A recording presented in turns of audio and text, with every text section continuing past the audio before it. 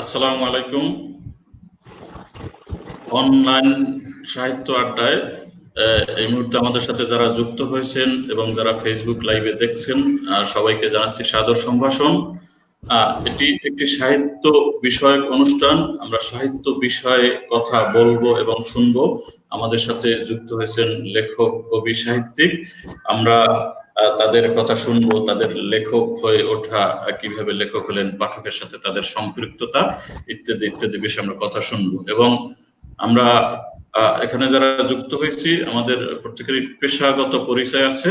এখানে পেশাগত পরিচয় যেমন গুরুত্বপূর্ণ, তার সাথে আমাদের সাহিত্যিক লাইনের পরিচয়টাও আমাদের কাছে এই অনুষ্ঠান যেহেতু সাহিত্য বিষয়ক অনুষ্ঠান এর জন্য গুরুত্বপূর্ণ। আমরা শুরুতে পরিচিত হব সবুর খানের সাথে। স্যার, আপনি আমাকে শুনতে পাচ্ছেন আশা করি। আপনার পরিচয় দেওয়ার সময় আপনার পেশাগত পরিচয় আমাদের কাছে গুরুত্বপূর্ণ, এর সাথে আপনার সাহিত্যিক পরিচয় অর্থাৎ আপনি লেখক, কবি, ছড়াকার, কোন পরিচয়টা শুনতে আপনার ভালো লাগে আমরা সেটা একটু শুনতে পাবো। আমরা শুরুতেই পরিচিত হব সবুর খান স্যার। আসসালামু আলাইকুম। খন্দকার আতিক এবং মহি মোহাম্মদ আমার সাথে আছেন, আর যারা আমাদেরকে শুনছেন দেখছেন। আমি ডক্টর আব্দুস সবুর খান, অধ্যাপক, ফার্সি ভাষা ও সাহিত্য বিভাগ, ঢাকা বিশ্ববিদ্যালয়। আর আমার পেন নেম বা লেখক নেম হচ্ছে শাকির সবুর। ক্রিয়েটিভ কাজগুলো, সৃষ্টিশীল কাজগুলো আমি শাকির সবুর নামে করি। আর গবেষণা যেসব আছে আমার গবেষণা করবো এগুলো আব্দুস সবুর খান নাম। আমি মোটামুটি কোনো দিকেই নেই, আবার সব দিকেই চেষ্টা করি আর কি। মূলত গল্প উপন্যাস দিয়ে আমার সূচনা। প্রথম বই উপন্যাস, সেটি 1994 সনে, অনেক দিনের চেনা, না কখনো অন্ধকার, এবং দ্বিতীয় বই অনেক দিনের চেনা 95 সনে। এটি উপন্যাস। আমরা আসবো আপনার কাছে। আপনি থাকেন আমাদের সাথে লাইনে। আমরা যাব মহি মোহাম্মদ স্যার, আপনি আমাদের পরিচয় দিবেন এবং পরিচয়ের সাথে আপনার পেশাগত পরিচয় যেমন গুরুত্বপূর্ণ, আমরা আপনার সাহিত্যিক পরিচয় শুনতে চাচ্ছি। লেখক, কবি, ছড়াকার, কোন পরিচয় আপনার ভালো লাগে? সবাইকে বিকেলের শুভেচ্ছা, যারা দেখছেন শুনছেন। আমি মহি মোহাম্মদ, সরকারি অধ্যাপক, বাংলা বিভাগ, সরকারি হাজী মোহাম্মদ মহসিন কলেজ, চট্টগ্রাম। আমি মূলত কথা সাহিত্যিক, ছোট গল্প, উপন্যাস এবং ইতিমধ্যে সাক্ষাৎকারের বই। তবে পরিচয় যেটা আতিক যেটা বললো সেটা হচ্ছে কথা সাহিত্যিক হিসেবে পরিচয় দিতেই ভালো লাগে। আমার দুর্বলতার জায়গা হচ্ছে উপন্যাস এবং ছোট গল্প। কথা সাহিত্যিক মহি মোহাম্মদ, আপনি স্যার থাকেন আমাদের সাথে। আমরা একটু সবুর খান স্যারের কাছে যেতে চাচ্ছি। স্যার শুনতে পাচ্ছেন আমাকে? আমরা আপনার একদম প্রথম বইটা সম্পর্কে শুনবো, আপনার প্রথম বই এবং আপনি কিভাবে লেখালেখির এই জগতে আসলেন। দুইটা বিষয় আমরা একসাথে শুনতে চাচ্ছি স্যার। একটা হচ্ছে প্রথম বই আপনার, এবং এই প্রথম বই আপনি কিভাবে লেখালেখির জগতে আসলেন এই বিষয়টা। আচ্ছা, এর আগে আমি আপনাকে বলিনি যে সমীর বোধহয় আপনার ওই ইয়েটা পাইনি, আবার একটু দেন। জি জি জি স্যার, আমি তাহলে শুরু করি। আমি আসলে ছোটবেলা থেকেই বোধহয় এক ধরনের থাকে, যারা লেখক হতে চায় বা লেখক পরবর্তী জীবনে লেখক হবে তাদের মধ্যে ছোটবেলা থেকে এক ধরনের থাকে। আমার ছোটবেলা থেকে একটা পড়ার অভ্যাস ছিল, বিশেষ করে গল্প উপন্যাস। সেই সময় রুমেন আফাতের যে দর্শক মনোহর, তারপর আরেকটা সিরিজ ছিল তার একটা বই ছিল কেনাই ডাকো, আমার মানে 5-6 পড়া। এগুলো মানে ওই বয়সে পড়ার কথা না, লুকিয়ে লুকিয়ে পড়েছি। তারপরে আমি যেমন 8-9 পড়ি, তখন আমি ডায়েরি লিখতাম। আমার তখন ওইরকম রেগুলার ডায়েরি ছিল না, নোট বই আকারে, কিন্তু ভালো লাগলে লিখে রাখতাম, সবার মতো করে লিখে রাখতাম। আমি যখন 8-এ পড়ি তখন আমার সেজু ভাই, আমি সবার ছোট, তিনি একটা প্র্যাকটিক্যাল ডায়েরি দেন আমাকে, জাপান এমবেসি থেকে পাওয়া, খুবই চমৎকার। এক পাতায় লেখার জায়গা, আরেক পাতায় ছবি। সেখানে আমি কিছু পদ্য আঁকি, ছড়াও না, কবিতাও না, পদ্য অন্তমিল দিয়ে লিখতাম। মনে করতাম যে অন্তমিল্লে থাকলেই বোধ হয় কবিতা হয়, এগুলো আমার কাছে আছে। তারপরে আমরা মিরপুরে যখন থাকি, এটা হলো 85-86 দিকে, ক্লাস 8-এ পড়ি, মিরপুর 10 নম্বর একটা স্কুল আছে, আদর্শ হাই স্কুল। জি স্যার। ওইখানে একটা বাচ্চাদের সাহিত্য আড্ডা হতো, সবুজ কলি সাহিত্য পরিষদ নামে। সবুজ কলি মেইনলি এটি ছিল আপনার ওই যে এরশাদের সময় একটা পত্রিকা ছিল দৈনিক পত্রিকা নামে, এটি বাংলাদেশ থেকে বের হতো, নামই ছিল দৈনিক পত্রিকা। এই সময় আপনি থাকেন আমাদের সাথে, লাইনে থাকেন। হ্যাঁ ঠিক আছে, জি আপনি লাইনে থাকেন। ওকে ঠিক আছে, আপনি লাইনে থাকেন, আমরা আপনার কাছে আসবো। আমরা কথা শুনতেছি সবুর খান স্যারের কাছ থেকে। Sir please. এখানে 15 দিনে একটা আড্ডা হতো, সেখানে গল্প, কবিতা, ছড়া এগুলো পাঠ করা হতো, আমিও পড়তাম। এখান থেকে সিলেক্টেড লেখাগুলো ওই সবুজ কলির ছাপা হতো। ওইভাবেই প্রথম ছাপা, তারপরে দৈনিক পত্রিকার সবুজ কলি পাতায় ছাপা হতো। এরপরে ইত্তেফাকের আজাদের মুকুলের মাহফিল, ক্লাবের সোনার শাস্ত্র, প্রথম বইটা স্যার, আপনার প্রথম বইটা সম্পর্কে আমরা এইভাবে আমি যখন ইউনিভার্সিটিতে আসি, এসে বড়দের লেখা শুরু করি, বড়দের গল্প তখন থেকে কবিতা একবারে গল্পে চলে আসে। এই গল্প তখন ওই আজকের কাগজ লেখা ছাপা হতো, বেশিরভাগই পূর্ণিমায়, সাপ্তাহিক পূর্ণিমায় আমি সুমির একসাথে লিখতাম। এভাবে তখন আমার উপন্যাস লিখি। আমি যখন ফার্স্ট ইয়ার, ইউনিভার্সিটি ফার্স্ট ইয়ারে, তখন উপন্যাস লিখি। এবং সেকেন্ড ইয়ারে যখন বইমেলা হয়, বইমেলায় রুনা প্রকাশ নামে এক প্রকাশনা ছিল, তার এখানে একজন ছিলেন আমাদের এক বড় ভাই। মেলায় গিয়ে তার সাথে পরিচিত, সে সাথে তাকে বললাম, তারপরে উনি রুহুল আমিন বাবুল, রুনা প্রকাশের অধিকারী, তার সাথে পরিচয় করে দিল এবং তিনি এটি প্রকাশ করলেন 93 সনের মেলার পরে, বৈশাখ উপলক্ষে আমার এটি প্রকাশিত হল, এই প্রথম বই আর কি। ওকে সবুর খান স্যার, আপনি থাকেন আমাদের সাথে। আমরা একটু যাব সামির আহমেদ স্যারের কাছে। সামির আহমেদ স্যার, আমরা আপনার সাথে পরিচিত হব। আপনি আমাদেরকে পরিচয় দেওয়ার সাথে আপনার পেশাগত পরিচয় আমাদের কাছে গুরুত্বপূর্ণ। এটা যেহেতু একটা সাহিত্য বিষয়ক অনুষ্ঠান, এই কারণে আমরা আপনার সাহিত্যিক পরিচয়টা শুনতে চাচ্ছি। আপনি লেখক, কবি, ছড়াকার, কোন বিষয়টা আপনার শুনতে ভালো লাগে? আপনাকে লেখক ডাকলে ভালো লাগে বা ছড়াকার, কোনটা ভালো লাগে? আমরা আপনার সেই পরিচয় শুনতে চাচ্ছি। Please Samir Ahmed sir. আসলে আমি তো আমার যে লেখালেখি তাতে আপনার কবিতা আছে। একটু সাউন্ডটাতে মনে হয় ডিস্টার্ব করছে নেটে। একক পরিচয় যেটা, সেটা হচ্ছে আপনার শুধুমাত্র লেখক, এটাই আমার পরিচয়। আমরা খুব স্পষ্টভাবে আপনাকে শুনতে পাচ্ছি না, বোধহয় কোথাও একটু সমস্যা হচ্ছে। আমি ঠিকই দিয়েছি। হ্যালো হ্যালো, হ্যাঁ এখন শুনতে পাচ্ছেন? এখন শোনা যাচ্ছে। আচ্ছা, আমি মূলত সব কিছু লিখি, তবে লেখক হিসেবে মানে শুধু উপন্যাস কিংবা ছোট গল্পটা কিংবা আপনার হেডফোন যেহেতু লাগানো, এটা একটু মুখের কাছে নিয়ে কথা বললে বোধহয় শুনতে সুবিধা হতো আমাদের। হ্যাঁ, আমি মূলত শুধুমাত্র যদি ওই পরিচয় দিচ্ছিলাম, আমি লেখক পরিচয় হিসেবে আমি পরিচিত হই।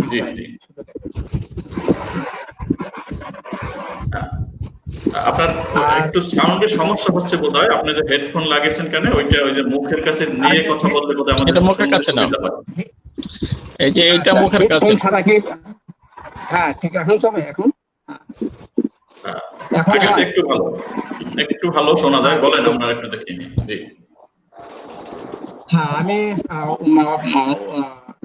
মূলত আপনার উপন্যাস, গল্প, কবিতা, ছড়া ঠিক করে প্র্যাকটিস করি না, তবে প্রবন্ধ লেখার চেষ্টা করি। তবে এই একক পরিচয় যদি বলতে চাই, তাহলে আমাকে লেখক হিসেবে উপন্যাসিক বা ছোট গল্পকার এরকম না, লেখক পরিচয়। ওকে সামির আহমেদ স্যার, আপনি থাকেন আমাদের সাথে।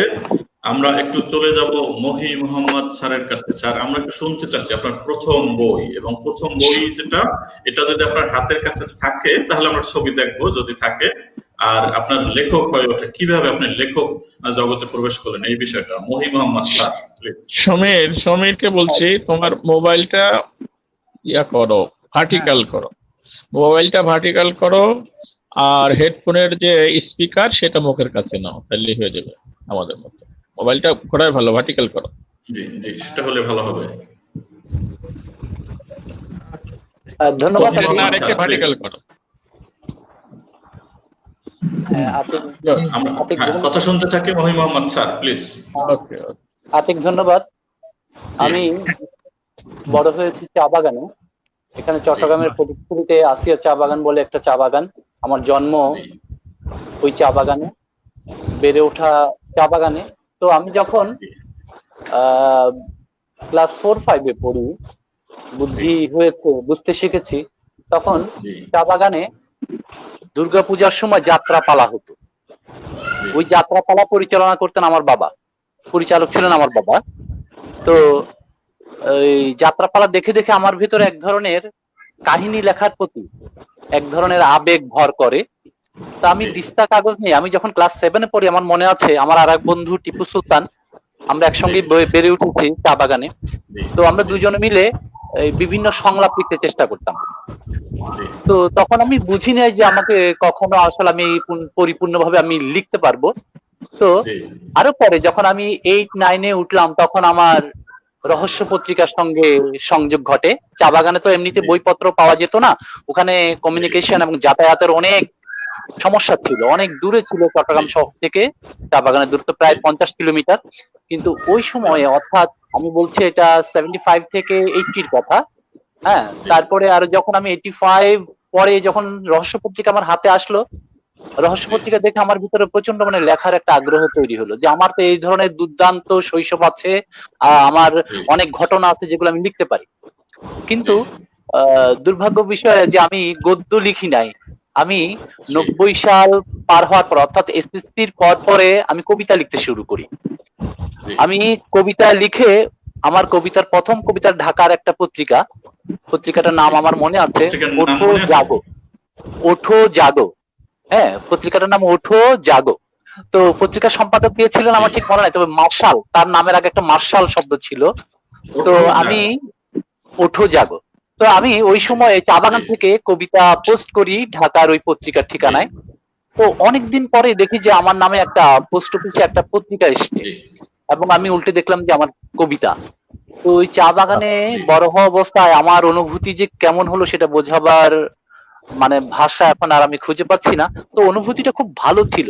আমার মনে হলো যে আমি চা বাগান থেকে 1 লাখে বোধ হয় আরো অনেক দূরে গিয়ে গেলাম। তো এই অনুভূতিটা থেকে আমি পরবর্তীতে বেশ কবিতা লিখতে শুরু করলাম, কিন্তু কবিতা কোথাও আমি ছাপতে দিতাম না। আমি এরপরে যে গদ্যটা আমার প্রকাশিত হলো সেটা হলো রহস্য পত্রিকা, আমার একটা এটা মজার অভিজ্ঞতা প্রকাশিত হলো। তো এভাবে যখন আমি এসএসসি পাস করার পরে শহরে চলে আসলাম, কলেজে ভর্তি হলাম, তারপরে আমি ছোট গল্প লিখতে শুরু করলাম। এখানে চট্টগ্রাম শহরের সবচাইতে পরিচিত দৈনিক পূর্বকোণ, দৈনিক আজাদি, এইসব পত্রিকায় আমি ছোটদের পাতায় কিশোর গল্প লিখতাম। এবং ঢাকার পত্রিকাগুলো দেদারসে আমার টিউশনির সব পয়সা চলে যেত শুধু লেখা পোস্ট করতে। তো আর গোগ্রাসে বইপত্র কিনতাম। তারপর থেকে বিভিন্ন পত্রিকা গল্প শুরু হয়, লেখালেখি শুরু হলো আমার। আমি কিশোর গল্পের পাশাপাশি আমি বড়দের গল্প লিখি, সাহিত্যের পাতায় গল্প লিখি। এই করতে করতে আমার প্রথম বইটা বের হলো 2002 সালে। আমি 90 সাল থেকে লিখতে শুরু করলাম, এবং 2002 সালে আমার প্রথম কিশোর গল্পগুলো নিয়ে একটা বই বের হলো। বইটা বের করলো চট্টগ্রামেরই আর একজন খ্যাতিমান কিশোর সাহিত্যিক এবং কথা সাহিত্যিক বলতে পারি আমরা বর্তমানে, রাশেদ রউফ। আমি মহির সাথে আমি আমার একটা অভিজ্ঞতা যোগ করতে চাই। হ্যাঁ, কোনো শর্ত ছাড়াই তিনি আমার বইটা বের করলেন।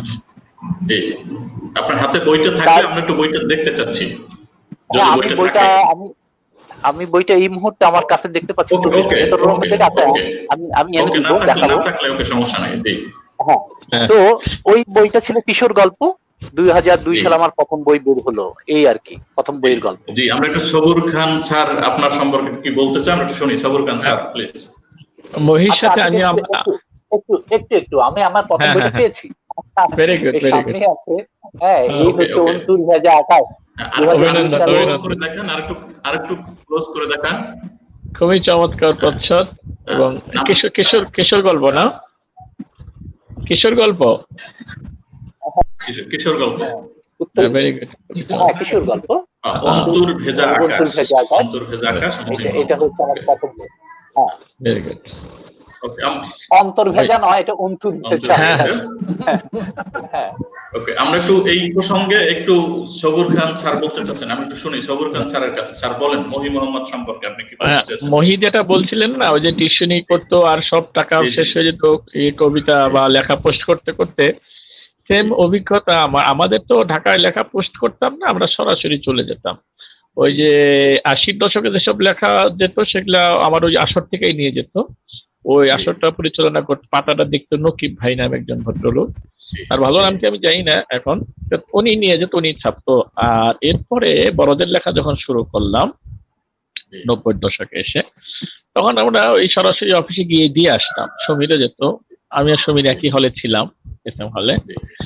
আমার যেটা হতো যে ওই তো কপি করতে হতো তখন। আমি কোনো লেখাই কপি ছাড়া দেইনি, একটা দুইটা যে লেখা দিয়েছি অ্যাক্সিডেন্টলি সেই লেখাটাই হারিয়ে গেছে, পরে অনেক পরে খুঁজে পেয়েছি। এই কপি করতে করতে কাগজ কেনার টাকা থাকতো না। হ্যাঁ, একবার আমি কি করলাম, কিছু ঠুঙ্গা পেলাম, অনেকগুলো ঠুঙ্গা পেলাম। সেই ঠুঙ্গাগুলো লেখা না, এটা কালার কাগজ। কালার কাগজের সেই ঠুঙ্গার পিছনটা খুলে খুলে এই A4 সাইজের কাগজ এগুলো সমান করে করে সেখানে আমি লেখা কপি করতাম। এই এই অভিজ্ঞতাটা এখনকার ছেলেদের হবে না। এখন আমরা নিজেরাই কাগজে লিখি না, কম্পিউটারে লিখে সেন্ড করে দিই। এখন যারা লেখে তারাও নিশ্চয়ই সেন্ড করেই দেয়। তো সেই সময়ের অভিজ্ঞতাটা আসলেই এগুলো মনে রাখার মতো। কাগজের যুগ থেকে আমরা প্রযুক্তির যুগে চলে আসছি। ধন্যবাদ সবুর খান স্যার, আপনি থাকেন আমাদের সাথে। আমরা একটু সমীর আহমেদ স্যার, আমি নামটা সঠিকভাবে বলছি? আচ্ছা, আতিক, তার আগে সমীরকে আমি থামিয়ে দিচ্ছি। তার আগে আমাদের গল্প তো আমরা শুনলাম, বললাম আপনাকে, আপনার গল্পটা তো আমাদের শুনতে হবে। আপনি কিভাবে লেখক হয়ে উঠলেন, আপনার শুরুটা কিরকম, সেটাও তো আমাদের জানতে হবে। এটা একটু বলে দেন না, তারপর আমরা সমীরের কাছে যাই। স্যার এটাকে আমি এখন বলবো না, ওই যে সমীর স্যারের কথা শুনে বলবো? এইটা বলে নেন, তারপরে সমীরের পালা। হ্যাঁ, আমি গ্রামীণ জনপদে বড় হয়েছি। আমি যেখান থেকে উঠে আসছে সেখানে আসলে ওরকম লেখালেখি বা লেখক হওয়ার ওরকম পরিবেশ আমি পাইনি। আমি যখন ইন্টারমিডিয়েটে পড়ি, ইন্টারমিডিয়েট পরীক্ষা দেওয়ার পরে যে অ্যানুয়াল যে পরীক্ষাটা হলো, বোর্ড পরীক্ষা, সেটা হওয়ার পরে আমার কাছে মনে হয়েছে যে আমি একটু এই যে 2 বছর আসা যাওয়া করলাম, একটু লিখে রাখি আর কি। আমি ওটা লিখে রাখলাম। এরপরে যখন বাংলা অনার্সে ভর্তি হলাম, বাংলা অনার্সে ভর্তি হওয়ার পরে আমার একজন ফ্রেন্ড ওই যা লিখে রাখছি সেগুলো দেখেছে। সেগুলো দেখার পরে বলছে যে এটা কোনো উপন্যাসই হয়নি। তখন আমার মনে হয়েছে যে তাহলে এটা উপন্যাসের মতো হয়েছে, যেহেতু বলছে উপন্যাস হয়নি তার মানে উপন্যাসের মতো হয়েছে। তখন আমি তাকে বললাম তাহলে কি করতে হবে, সে আমাকে পরামর্শ দিল এই করতে হবে। সেভাবে মোটামুটি গুছিয়ে যে কাজটা করলাম সেটাই আমার প্রথম বই, ভালোবাসা হয়েই যায়। ভালোবাসা হয়ে যায়, এটার এক কপি আছে কিন্তু এই মুহূর্তে হাতের কাছে নেই, ওটা দেখানো যাচ্ছে না। আর আপনার মাধ্যমিক লাইফে কিছু কবিতা, এটা কোন সালে ছাপা হলো?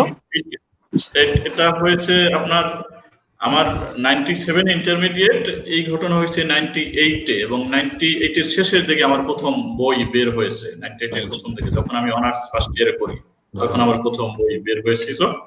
এই অতটা প্রচার হয়নি। এই হচ্ছে আমার প্রথম বইয়ের কাহিনী। আর এর আগে আমি মাধ্যমিকে যখন পড়তাম তখন আমার কিছু কবিতা লিখতাম, আমার মনে আছে, কিন্তু সেগুলো সংরক্ষণ করা হয় না। এখন সেগুলোর জন্য আফসোস করি যে মন্দ হোক ভালো হোক সংরক্ষণ করা উচিত ছিল, সেটা সংরক্ষণ করতে পারিনি।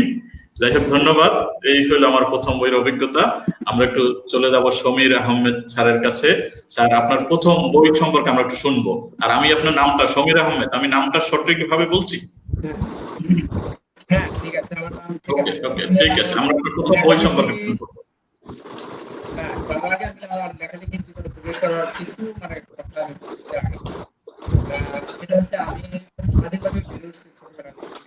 আমরা নদীর ভাঙন হিসেবে পদ্মা নদী আসছে, পদ্মা নদীর ভাঙন হিসেবে মাঝে মাঝে জমিজমা ছিল। তো আপনারা আমি যখন ছোট, আমার মনে হয় আপনি হেডফোন ছাড়া যদি শোনেন তাহলে মনে হয় আপনার শুনতে বলতে সুবিধা হতে পারে সমীর আহমেদ স্যার। আশেপাশে কোনো ক্রাউড না থাকলে হেডফোন ছাড়া আপনি শুনেন এবং বলেন। হ্যাঁ, এবার কি শোনা যাচ্ছে? শোনা যাচ্ছে। হ্যালো, শোনা যাচ্ছে। হ্যাঁ, শৈশব থেকে আমি খুব স্বাধীনভাবে বেড়ে উঠেছি। আমাদের বাড়ি ছিল অরিজিনাল ফরিদপুর।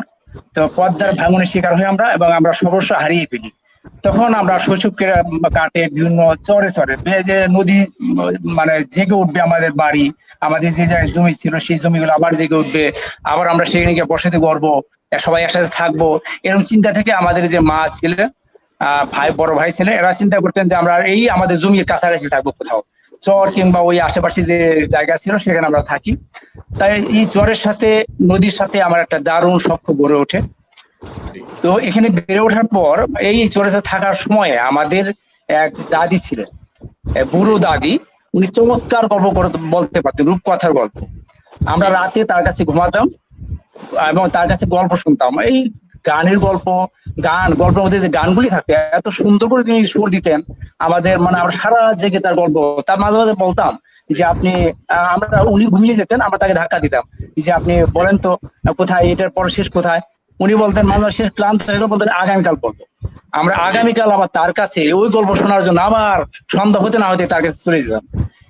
তো এইভাবে আমার একটু বেড়ে ওঠা। তারপরে আমি আসি আমার যে দোহারে যে অঞ্চল, সেখানে আমার আত্মীয় স্বজন ছিলেন, এখানে আমি প্রাইমারি স্কুলে ভর্তি হই। আমার চাচার বাড়ি ছিলেন এখানে। তো এখানে আমি ভর্তি হওয়ার পরে এখানে আমি এখান থেকে প্রাইমারি পাস করি। যখন আমি জয়পুরা স্কুলে পড়ি, জয়পুরা হাই স্কুল, এখন গভর্নমেন্ট হাই স্কুল হয়েছে, ওই সময় জয়পুরা প্রাইভেট হাই স্কুল ছিল, ওখানে যখন আমি ক্লাস 6-এ পড়ি, তখন আমি ওই ক্লাস 2 থেকে আমি ঢাকা আসা যাওয়া করি, এবং 5 থেকে আমি বাংলা বাজার থেকে বিভিন্ন বই কিনতাম।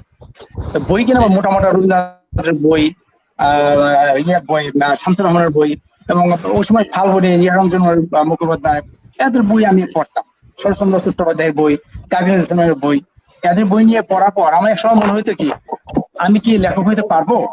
হ্যাঁ, তখন আমি ডায়েরির মধ্যে, মোটামুটি ডায়েরি আছে, ডায়েরির মধ্যে আমি কবিতা লেখা শুরু করতাম।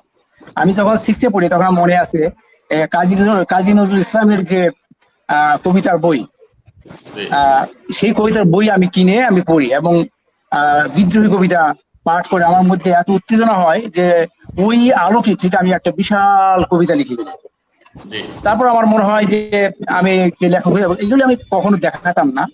তো আমার স্কুলের একজন খেলাধুলার যে শিক্ষক ছিলেন, ক্রীড়া শিক্ষক জ্ঞানেন্দ্র চন্দ্র মন্ডল, যখন আমি ক্লাস 8-এ পড়ি তখন আমার খাতার মধ্যে ওই স্যারে একদিন আবিষ্কার করে আমি অনেক কবিতা লিখেছি। তখন বলে যে তুমি কবিতা লেখো। আমি খুব লজ্জা পাই, খুব লাজুক টাইপের মানুষ, লজ্জা পাই। তো স্যার বলে যে আজকে তোকে কবিতা আবৃত্তি করতে হবে। তখন ওই যে বিদ্রোহী টাইপের যে কবিতা ছিল সেটা আমি আমার মতো খুব মানে আবৃত্তি করি, এবং আমার যে কণ্ঠ ভালো না, তারপর আমি আমার মনে হয় যে আমার সর্বোচ্চ শক্তি দিয়ে আমি আবৃত্তি করার চেষ্টা করি। সবাই চুপ হয়ে যায়, এবং ওই দিন থেকে স্যার বলে তুই কবি। আমি যখন এই ক্যাম্পাসে যেতাম, মানে স্কুলের মাঠে যেতাম, স্যারের সাথে দেখা হতো, এই কবি এদিকে আয়। তারপরে আমার যখন স্কুলে ম্যাগাজিন হয় তখন আমি জীবনানন্দ দাশের কবিতা পড়ি। পড়ার পরে রূপসী বাংলা, বনলতা সেন, এই সমস্ত যখন পড়ি, তো এই আলোকে এই ধরনের সুন্দর একটা কবিতা লিখে আমার এলাকা একটা চান্দার বিল আছে দুয়ারে, ওই চান্দার বিল দিয়ে আমরা স্কুলে আসা যাওয়া করতাম। সেই চান্দার বিলে যে প্রকৃতি, সেই অনুভূতি, পাখি, এই সমস্ত নিয়ে আমি একটা প্রথম বইটা আমার প্রথম বই না, আমি প্রথম বই আমার বের হয় আসলে গল্প গ্রন্থ 2002 সালে, এটা আমি নিজেই পড়ি। এটা হচ্ছে জোয়াল ভাঙার কাল। আর আমি আজকের কাগজ কথা সাহিত্য পুরস্কার পাই 2000 সালে। তো ওই বইটা 2003 সালে বের হয়, সেটা নাম হচ্ছে মরা কটালের জ্যোৎস্না। বইটি আমার এখন কাছে নেই, মানে মেয়েরা বই খুব এলোমেলো করে ফেলছে। আমার কাছে ছিল।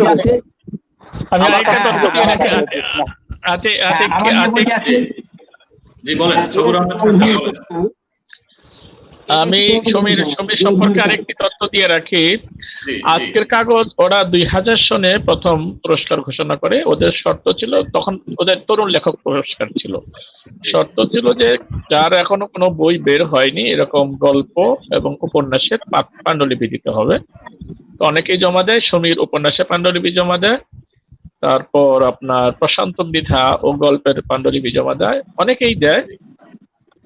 লাস্টলি দেখা যায় যে উপন্যাসে পুরস্কার পায় সমীর আহমেদ, আর গল্পে পুরস্কার পায় প্রশান্ত মৃধা, এবং এরাই প্রথম আজকের কাগজে উপন্যাসই পায় মৃত্যুর আগে মাটি। হ্যাঁ, উপন্যাসের নাম ছিল মৃত্যুর আগে মাটি। হ্যাঁ, প্রশান্ত মৃধা উপন্যাসে পায়। এই দুইজন দিয়ে শুরু। হ্যাঁ, এবং তখন আজকের কাগজের পুরস্কার ছিল 10,000 টাকা 2000 সনে। এখন তো সেটা এটা অনেক হয়েছে, এবং এখন এরা আবার এই যে সেরা সিনিয়র লেখকদের একটা পুরস্কার দেয়, তরুণ লেখকদের 2টা দেয়। ওরা সূচনায় ওরাই সমীর আহমেদ এবং প্রশান্ত মৃধা। এই তথ্যটা দিয়ে রাখলাম। সমীর আহমেদ স্যারকে অভিনন্দন জানাই। আপনি থাকুন আমাদের সাথে, আমরা আপনার অন্য বইগুলোর ছবি দেখব এবং শুনবো। আমরা একটু চলে যাব মহি মোহাম্মদ স্যারের কাছে। স্যার, আপনার এই কয়টা বই বের হয়েছে? আমার এই পর্যন্ত 14টি বই প্রকাশিত হয়েছে। 14টি বই প্রকাশিত হয়েছে। যদি আপনার সুযোগ থাকে, আপনার হাতের কাছে বই থাকে, তাহলে আমরা একটু বইগুলোর ছবি দেখতে চাচ্ছি, যদি সুযোগ থাকে আপনার হাতের কাছে। হ্যাঁ, আমার প্রথম উপন্যাসটা ছিল 2.5 পাতা। হ্যাঁ, 2.5 পাতা। এটা আমার প্রথম উপন্যাস, বের হয় 2012 সালে। 2012 সালে এটা চা বাগানের চা শ্রমিকদের জীবন কাহিনী। আমি বলেছি শুরুতেই যে আমি চা বাগানে জন্মগ্রহণ করেছি, এবং আমার শৈশব, কৈশোর, যৌবন এখনো চা বাগানের শিকড় রয়ে গেছে আমার। তো আমি চা বাগানের চা শ্রমিকদের জীবন ধরার চেষ্টা করেছি 2.5 পাতাতে। 2.5 পাতা মানে হচ্ছে, আমাকে কেউ জিজ্ঞেস করেছিল যে বইটার পৃষ্ঠা সংখ্যা কি 2.5 পাতা, মানে 2.5 পাতা আর অর্ধেক পাতা, 2.5 পাতা। হ্যাঁ, 2টি পাতা একটি কুড়ি। হ্যাঁ, এটাকে চা বাগানে ওরা 2.5 পাতা বলে, মানে ওটা আঞ্চলিক ভাষায় 2.5 পাতা বলে। তো এই উপন্যাসে 2.5 পাতা হচ্ছে আমার খুব মানে পাঠক প্রিয়তা পায়, এবং বের করে শুদ্ধস্বর বের করে 2012 সালে। তারপরে আর একটা উপন্যাসের কথা আমি বলবো, সেটা হচ্ছে ময়নাদ্বীপ। আমার মনে হয় সমীর ভাই আছেন, শুনছেন, সবুর স্যারও আছেন, শুনছেন আপনারা, যে আমরা ময়নাদ্বীপ বললে কিন্তু একজন লেখকের কথা আমাদের মাথায় আসে কিন্তু। হ্যাঁ, বাংলা সাহিত্যের অন্যতম কথা সাহিত্যিক মানিক বন্দ্যোপাধ্যায়। হ্যাঁ, মানিক বন্দ্যোপাধ্যায়ের নাম কিন্তু চলে আসে, কারণ তার পদ্মা নদীর মাঝিতে যে তার স্বপ্নের দ্বীপ এবং স্বপ্নের যে ভূখণ্ডটি তিনি নিয়েছিলেন, তার মতো করে সেখানে তিনি মানুষের যে আবাস গড়ে তুলতে চেয়েছিলেন, সেটি ছিল ময়নাদ্বীপ। তো দীর্ঘদিন পদ্মা নদীর মাঝি পড়তে এবং পাঠ করাতে ছেলে মেয়েদের পড়াতে আমার কাছে শেষে গিয়ে মনে হয়েছিল যে এখানে একটা কেন জানি দারুণ একটা তৃষ্ণা রয়ে গেল।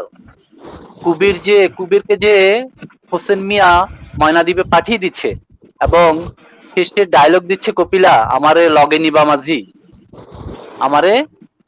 মাঝি। তারপর কি হলো? তারপর তো একটা ভালো একটা হতে পারে যে কুবেরের সঙ্গে কপিলা গেল, এবং তারা ময়নাদ্বীপে গিয়ে আবার নতুন আরেকটি কাহিনীর জন্ম দিল। তো এই কাহিনীটা আমার আমি হ্যাঁ, তো আমার তখন মনে হলো যে এটা চমৎকার একটা গল্প হতে পারে। আমি গল্প লিখলাম, গল্পটি প্রকাশিত হওয়ার পরে অনেকে বলল যে এটা দারুণ একটা উপন্যাস হতে পারে। তো আমি কুবের, কপিলা, হোসেন মিয়া এবং মালাকে নিয়ে ময়নাদ্বীপ উপন্যাসটা রচনা করলাম 2013 সালে। 2014 সালে ইত্যাদি গ্রন্থ প্রকাশ এটা প্রকাশ করে। তবে 2014, 15, 16 সালে এটার কপি শেষ হয়ে যায়, কিন্তু আমার ভাগ্যক্রমে আর কোনো প্রকাশের সঙ্গে আমার যোগাযোগও করা হয়নি যে এটাকে আবার রিপ্রিন্ট দেওয়ার কথা আমার মাথায় আর চিন্তা হয়নি আর কি। কারণ প্রতিনিয়ত নতুন লেখা আসছে, নতুন বই বেরোচ্ছে। তো এই দুইটা হচ্ছে আমার 7টা উপন্যাসের মধ্যে এই দুটো উপন্যাস হচ্ছে আমার খুব প্রিয়তর এবং প্রিয়তম আর কি। হ্যাঁ, এখানে আমরা একটা প্রশ্ন আপনাকে হয়তো করতাম যে আপনার যে 10টা 12টা বই ছাপা হয়েছে, যদি পাঠক এখান থেকে একটা বই সিলেক্ট করতে চায় তাহলে আপনি কোন বইটা পরামর্শ দেবেন? এই প্রশ্নটা খুব কঠিন, কারণ বই তার সন্তানের মতোই লেখকের কাছে। তো যদি একটা বই সংগ্রহ করতে চায় তাহলে আপনি কোন বইটার পরামর্শ দেবেন যে এটা সংগ্রহ? আমি আড়াই পাতা সংগ্রহ করতে বলবো, কিন্তু দুর্ভাগ্যের বিষয় আড়াই পাতা এখন তার প্রকাশকও নেই এবং এটা বাজারে কোনো কপিও নেই। কারণ আড়াই পাতা হচ্ছে প্রান্তিক জনসমাজের জনগোষ্ঠী চা শ্রমিকদের জীবন কাহিনী, তাদের বঞ্চনার কাহিনী, লাঞ্ছনার কাহিনী। যে আপনার হাতে অন্য বই থাকলে অন্য বইগুলো সম্পর্কে আমরা একটু সংক্ষেপে শুনি এবং দেখি যদি আপনার হাতে অন্য বই থাকে। হ্যাঁ আছে, যেমন আমি একটু উপন্যাস থেকে একটু বাইরে যাই। উপন্যাস থেকে বাইরে গিয়ে আমাদের সবচাইতে আমার শিক্ষক ছিলেন হরিশঙ্কর জলদাস। হ্যাঁ, আমি জানি আতিকেরও বোধহয় শিক্ষক ছিলেন। তো হরিশঙ্কর জলদাসের পেছনে আমি 5 বছর ঘুরে তার সাক্ষাৎকার নিয়ে এই বইটি এই বইটি হরিশঙ্কর জলদাসের অন্তরঙ্গ কথা, এটা বের করেছে অবসর। হ্যাঁ, অবসর 2017 সালে বইটি বের করে। তারপরে আমার কফিনের উইলি এবং উড়নচণ্ডী, এবং এবছর যে বইটি বের হলো সেটি হচ্ছে একটি অন্য রকমের নাম, ভাড়া বউ। হ্যাঁ, থ্রিলার টাইপের। হ্যাঁ, খুব সংক্ষিপ্তভাবে কাহিনীটা আপনি বলবেন আমাদের? ভাড়া বউয়ের সংক্ষিপ্তভাবে কাহিনীটা যদি বলা যায় একদম সংক্ষেপে। হ্যাঁ, সংক্ষিপ্ত কাহিনীটা হচ্ছে যে একটা ছেলে তার ছোটবেলায় তার বাবাকে হারিয়েছে, মা তাকে বড় করেছে। এখন বড় হওয়ার পরে সে ঢাকা শহরে চাকরি করছে, কিন্তু সে কিছুতেই আর বিয়ে করে না। হ্যাঁ, মা তাকে কিছুতেই বিয়ে করাতে পারে না, সে বিয়ে করতে চায় না, কারণ কোন মেয়ে আসবে তার মাকে হয়তো ভালোবাসবে না, আদর করবে না, তার মা এত কষ্ট করে তাকে বড় করেছে। একদম সংক্ষিপ্ত কাহিনী হচ্ছে এটা, যে তার মা হঠাৎ করে বাথরুমে পড়ে গিয়ে প্রচন্ড রকমের ইনজুর্ড হয়, মানে প্রায় মৃত্যু মুমূর্ষু প্রায়। ঠিক তখন তার মা বলে যে বাবা তুই যেখান থেকে ধরে পারছ আমাকে একটা বউ দেখা, আমি বোধহয় মরার আগে তোর বউর মুখটা শুধু দেখে যেতে চাই। তখন সে ফেসবুকে দ্বারস্থ হয় ছেলেটা, যে একটা কবিতা পোস্ট করে যে তার একজন ভাড়া বউ দরকার। তখন ভাগ্যক্রমে একজন মেয়ে তার সঙ্গে কমিউনিকেশন করে যে সে টাকার বিনিময়ে তার ভাড়া বউ হতে চায়। হ্যাঁ, 14-15 দিনের জন্য সে অভিনয় করবে।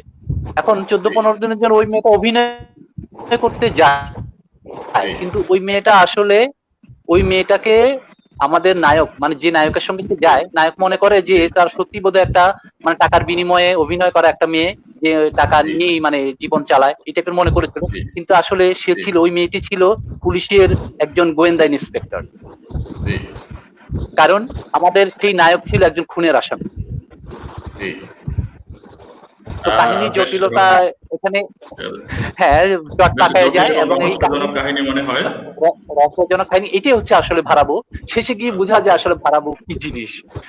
অবশ্য এই নামের কারণে আমি একটু বলে রাখি, একটু তথ্য দিয়ে রাখি, এই নামের কারণে আমাকে বেশ কিছু নিন্দিত হতে হয়েছে। কেন ভাড়া বউ? আমাকে অনেকেই জিজ্ঞেস করেছে বউকে কি ভাড়া দেওয়া যায়? আমি বললাম যে না, বউকে ভাড়া দেওয়া যায় না, তবে টাকা দিয়ে ভাড়া বউ আনা যায়। আমার উত্তর ছিল এটা। সমীর ভাই, আমি জানি না আপনি শুনতে পাচ্ছেন কিনা। হ্যাঁ, এই আর কি শুনতে পাচ্ছেন মনে হয়। ওকে, আপনার অন্য কোনো বই সম্পর্কে আমরা একটু শুনবো। আমরা একটু চলে যাব সবুর খান স্যারের কাছে। স্যার, আপনার এই পর্যন্ত কয়টা বই ছাপা হয়েছে, মানে আপনার হাতের কাছে যে বইগুলো আছে আমরা একটু তার ছবি দেখতে চাচ্ছি, যদি সুযোগ থাকে দেখানোর। আমি তো মহির বিপরীত, মহি গল্প দিয়ে শুরু করেছিল, পরে কবিতা এসছে। আমি খরা কবিতা দিয়ে শুরু করেছিলাম, পরে গদ্যে এসেছি। এ পর্যন্ত আমার মৌলিক উপন্যাস হয়েছে 6টি, আর মৌলিক গল্প হয়েছে 2টি। পাশাপাশি আমি যে ফার্সি সাহিত্যের ছাত্র, ফার্সি থেকে কিছু অনুবাদ করেছি, আবার বাংলা থেকে ফার্সিতে অনুবাদ করেছি। তার মধ্যে ফার্সি উপন্যাস 3টি উপন্যাস অনুবাদ করেছি, বিখ্যাত উপন্যাস, আর 3টি গল্প গ্রন্থ অনুবাদ করেছি। আর বাংলা থেকে হুমায়ুন আহমেদের গৌরীপুর জংশন ফার্সিতে অনুবাদ করেছি, আর বঙ্গবন্ধুর সংক্ষিপ্ত জীবনী আর 7ই মার্চের ভাষণ ফার্সিতে অনুবাদ করেছি। জি আর গবেষণা আছে আমার, পিএইচডি গবেষণা ছিল ফার্সি ছোট গল্প নিয়ে, সেটি বাংলা একাডেমি পুরস্কার প্রকাশ করেছে। ফার্সি উপন্যাস নিয়ে ইউজিসির গবেষণা ছিল, সেটি রোদেলা প্রকাশ করেছে। আর বাংলাদেশে ফার্সি ভাষার চর্চা বিকাশ এ নিয়ে একটি গবেষণা ছিল ঢাকা ইউনিভার্সিটি, সেটি প্রকাশ করেছে রোদেলা। আর অতি সম্প্রতি এই বছর আধুনিক ফার্সি কবিতা, এইরকম প্রমিনেন্ট 50 জন কবির পরিচিতি এবং তাদের একটি করে কবিতা এবং তার অনুবাদ মিলে সমকালীন ইরানের কবি ও কবিতা শিরোনামে একটি বই বের করেছে শোভা প্রকাশ। সব মিলিয়ে আমার এ পর্যন্ত বই হয়েছে 25টি। 25টির মধ্যে আমার, হ্যাঁ জি স্যার বলুন। 25টির মধ্যে আমার প্রথম উপন্যাস, যেটি আমি বলেছি তখন আমি অনেক দূরে, এটি 1994-তে প্রথম প্রকাশ হয়। আপনার হাতের কাছে বই থাকলে আমরা একটু ছবি দেখতে চাচ্ছি যদি সুযোগ থাকে। প্রথম প্রকাশের ছবিটা, বইটা আমার কাছে নাই। এটি মিজান পাবলিশার্স আবার রিপ্রিন্ট করে হলো 2008-এ। এই রিপ্রিন্টের কপিটা আমার কাছে 2008-এর, এটি মিজান প্রকাশ। আরেকটু ক্লোজলি দেখান, আমরা ক্লিয়ার দেখতে পাচ্ছি না লেখাটা।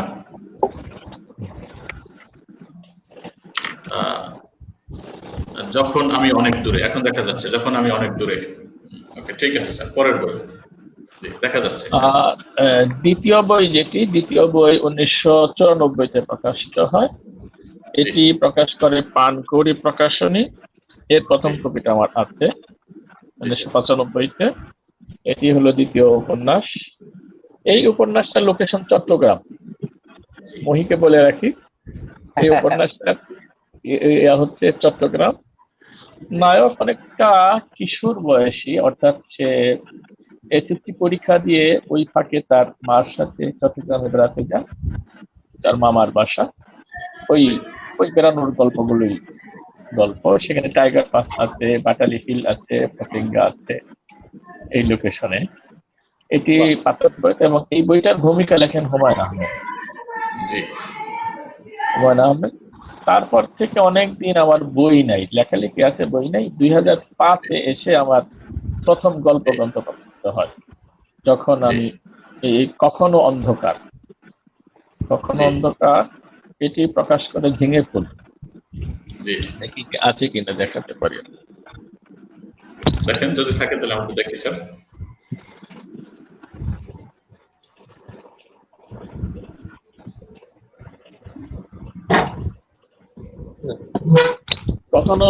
কখনো অন্ধকার আমার এই মুহূর্তে হাতের কাছে নাই। জি। এরপরে বাকি বইগুলো হতে থাকে আর কি। 5-এর পর থেকে মোটামুটি সব মেলাতেই বই। ওকে ঠিক আছে সবুর খান স্যার, আমরা আপনার কাছে আবার ফিরবো। আমরা কবিতাও শুনবো মহি মোহাম্মদ স্যার থেকে, সবুর খান স্যার থেকে। আমরা চলে যাব সমীর আহমেদ স্যারের কাছে। স্যার আপনার এখন কতটা বই ছাপা হয়েছে এবং হাতের কাছে এই যে বইগুলো আছে সেগুলো যদি আপনি আমাদের দেখান সুযোগ থাকে, তাহলে আমরা দেখতেও চাচ্ছি এবং ওই বইগুলো সম্পর্কে শুনতেও চাচ্ছি প্লিজ। তার আগে আমি একটু বলতে চাই যে আমার যে বন্ধু সাকিব সুলুক, খান, আমি মূলত ফার্সি সাহিত্যে যে আধুনিক ফার্সি সাহিত্য যে পরিস্থিতি যেটুকু আমি লাভ করি সেটুকু সবুর খানের যে অনুবাদ এবং তার যে প্রবন্ধ, বিশেষ করে ছোট গল্পের উপর এবং উপন্যাসের উপর যে তার প্রবন্ধ আছে এবং বই আছে, এইগুলো পড়ে আমি ফার্সি সাহিত্যে এত অসাধারণ কাজ হয়েছে ফার্সি সাহিত্যে যেটা আমি আগে জানতাম না। এই আমার বন্ধু সবুর খান আমি মনে করি বাংলাদেশের ফার্সি সাহিত্যে, ফার্সি অনুবাদে এবং গবেষণায় সে একটি রত্ন আমি মনে করি। তা সে অসাধারণ কাজ করে। তার কাজগুলো হয়তো বলে আমাদের কাছে আসে নাই, অনেকের কাছে যায়নি, কিন্তু তার অসাধারণ কাজ হয়েছে ফার্সি সাহিত্যে। তা আমার যে প্রথম গল্প গ্রন্থ জল ভাঙার কাপ, হ্যাঁ, সেটা আমি আগে প্রথমে দেখিয়েছি আপনাদের। এটা আমার মূলত আমার বই সংখ্যা 19টি, 7টি উপন্যাস এবং 7টি গল্প গ্রন্থ আমার আছে, আর সম্পাদনা আছে এবং প্রবন্ধের বই আছে, এই সব মিলিয়ে আর কি, আর কবিতার বই আছে। তো আমার প্রথম যে গল্প গ্রন্থটি ছিল সেটা হচ্ছে জল ভাঙা কাল, এটা আমি পুস্তকে দেখাচ্ছি। আর একটু ক্লোজলি দেখেন, আমরা দেখতে পাচ্ছি না, দেখা যাচ্ছে না, ওরকম ক্লিয়ারলি দেখা যাচ্ছে না। এখন দেখা যাচ্ছে। হ্যাঁ, জল ভাঙার কাল, সমীর আহমেদ দেখা যাচ্ছে। জি, এটা পরের 2002 সালে, হ্যাঁ এটা 2002 সালে প্রকাশিত হয়। তারপরে বৃষ্টি বনট রাত, এটা প্রকাশিত হয় 2005 সালে, 2005-এ।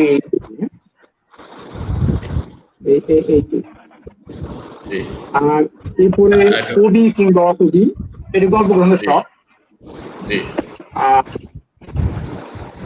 একটু দেখা যাচ্ছে না, একটু ক্লোজলি, কবি একদম স্পষ্ট দেখা যাচ্ছে না। কবি কিংবা অকবি, এখন দেখা যাচ্ছে। হ্যাঁ, কবি কিংবা অকবি। এইটা হচ্ছে জনফিল্ম, যেটা কিভাবে দেখা, এটা মানে একটু, এটা 2012 সালে হয়। হ্যাঁ, আর একটু ক্লিয়ার দেখা যাচ্ছে না।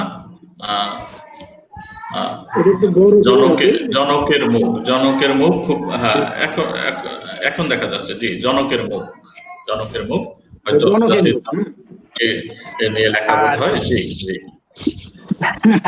এটা বের হয় আর কি মুক্তিযুদ্ধের গল্প। জি, মুক্তিযুদ্ধের গল্প। জি, দেখা যাচ্ছে। হ্যাঁ, মুক্তিযুদ্ধের গল্প। আর এটা আপনার বের হয়, মানে এটা হচ্ছে এই বই সম্পর্কে একটু বলতে হবে। আমাদের প্রকল্পগুলো। জি, প্রকল্পগুলো। জি, আর এটা হচ্ছে আপনার দেখাই, এটা হচ্ছে মনোরোগ কিংবা ভৌতিক।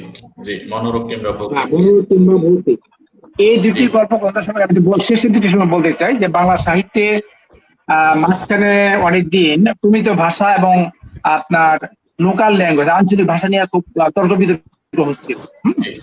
তা আমি চিন্তা করলাম যে এই মানুষের আরো কাছাকাছি যাওয়া, মানুষের মুখের ভাষাকে গল্পের ভাষা হিসেবে নিয়ে আসা। এইটা আমার দুহারে যে আঞ্চলিক ভাষা আছে, সেই ভাষায় আমি এই দুটি গল্প গ্রন্থ লিখেছি, এবং আমি এখানে একটু লিখা চালিয়েছি, চেষ্টা করেছি আর কি, বা শুধু গল্পে নতুন কিছু দেওয়ার জন্য।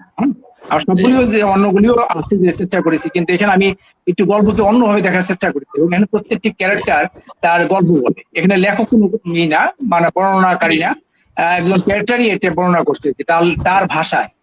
হ্যাঁ, এই না আমি প্রায় 22টির মতো গল্প আছে দুটি গ্রন্থে। এই 22টি গল্পে আমি পূর্বতে হয়তো একটি সংকলন করবো, আঞ্চলিক ভাষার গল্প আমি সংকলন করবো। দোহারের যে আমার দোহার, ঢাকা জেলা দোহারের যে আঞ্চলিক ভাষা, এই ভাষায় আমি এই দুটি গল্প গ্রন্থ লিখেছি।